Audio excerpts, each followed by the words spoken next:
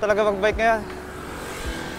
Ngayon ay April 10, holiday. So kung makikita nyo, wala masyadong tao. Ayan yung traffic.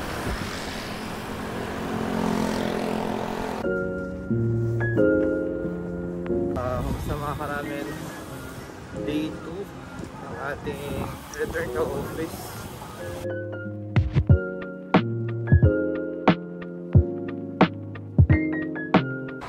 Okay guys, time check 8:36, nandito tayo sa office. So kakapark lang natin kay Panda. So ayun, balikan ko kayo pagdating ng umaga mamaya, 6 AM. So ayun.